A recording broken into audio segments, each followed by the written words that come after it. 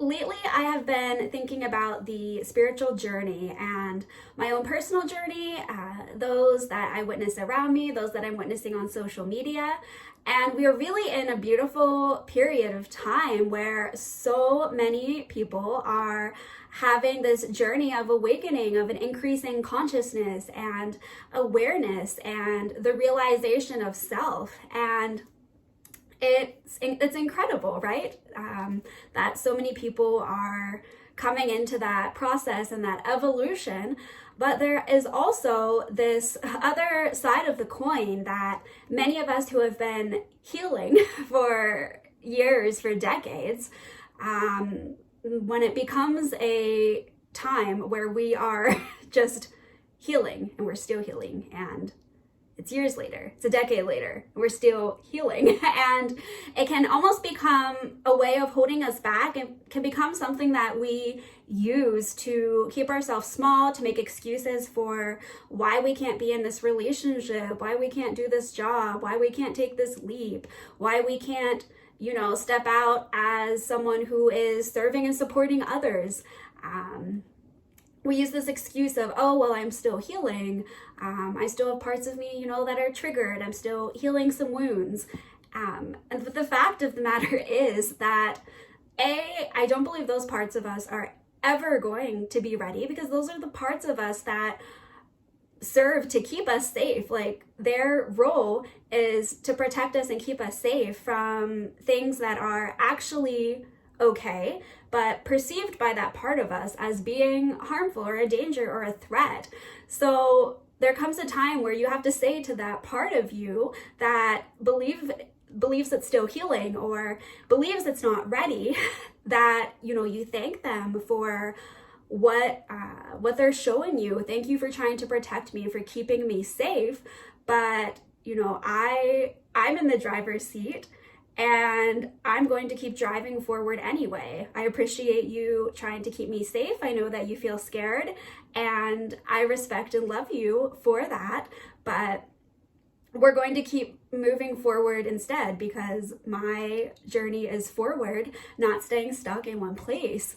And we can also get ourselves into these cycles where we're going from like practitioner to practitioner, to try to get another method, another modality, another healing, just another, I don't even know what to call it, another healing practice that we think is going to be the thing. Maybe it is this new type of breath work. It's an ayahuasca journey in Peru. It's a yoga retreat. It's a empowerment and like step into your voice retreat. It's like another just another thing. And there's always something, and it really pulls at our ego. It pulls at our ego's belief that it is not good enough, that there's always more healing to do, that someone outside of us has more answers than we do. And people, like everyone offering these services, it's not wrong, and it's not that they shouldn't be offered. Like everyone should absolutely be offering their services and their gift to the world, and for how they are supposed to help humanity. It more comes back to us, and are we being conscious of these new methods or modalities we are seeking out, or are we coming to them from a method of, or from a mindset of, we don't trust ourselves, and looking for yet another external solution for us to finally trust ourselves? Or are we looking for another reason to have an excuse for just a bit longer? Because if we're always healing, if we're always, getting over this trauma, we're always healing our wounds, healing our triggers, healing our past, then we aren't ever truly living in the present, right? We're living in the past, and we're living in this delusional belief that there's always something to heal. And I believe that that becomes the ego's trap of keeping us stuck and keeping us in this cycle, this loop of constant healing. And it's very important to heal and to be aware and to be conscious and to be honest with yourself. But just be very careful that you don't end up using healing as a crutch or as an excuse, something that your ego is continually being fed by. Because our egos can get involved in it too, right? Especially if we're in this journey from a spiritual perspective. There's limitless things that exist in the quantum field, right? There are limitless numbers of consciousness and levels. There's all these states of mind we can reach, and we can almost get into this place where that internal journey of reaching certain levels or layers of maybe we call it our light body or our energetic body or just our states of consciousness.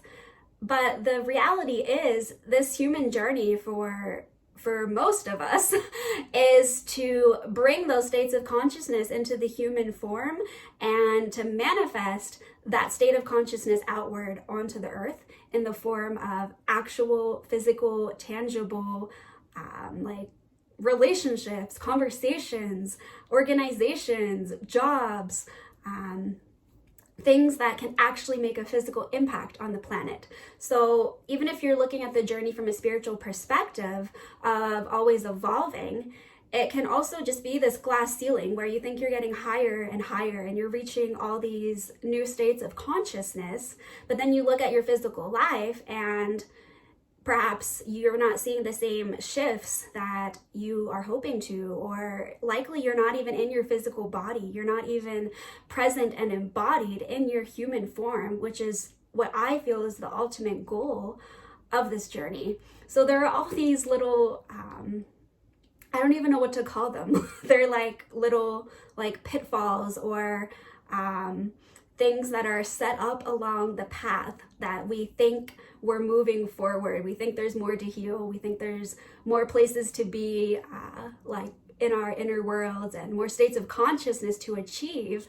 But truly the only thing that exists is this present now moment. And one of the most basic fundamental ways to heal and to raise your consciousness is to just be a good human, to be kind and hold compassion for yourself, to be kind and hold compassion for others, to be able to show up in every single conversation, every situation that arises in your life, and meet it with kindness and compassion. And I truly believe that just doing your best to be kind and to be compassionate will go a very long way in healing yourself and also providing the space for others to heal. And I just think sometimes we make this journey too complex, or our egos, our minds make it too complex. We want something to hold on to. We want to feel like we're going somewhere, like we're getting somewhere, like we're making progress. But maybe that progress is just found and realized in how we show up in every now moment. How much kindness do we have in our hearts? How much love do we have that we can extend to another person, even if they have different views than us, even if they haven't done any healing and we perceive them as being very unconscious? How much compassion, how much love can we hold for them? And in that space, that person is also going to be able to soften and perhaps receive some of that love and compassion from us into their own being.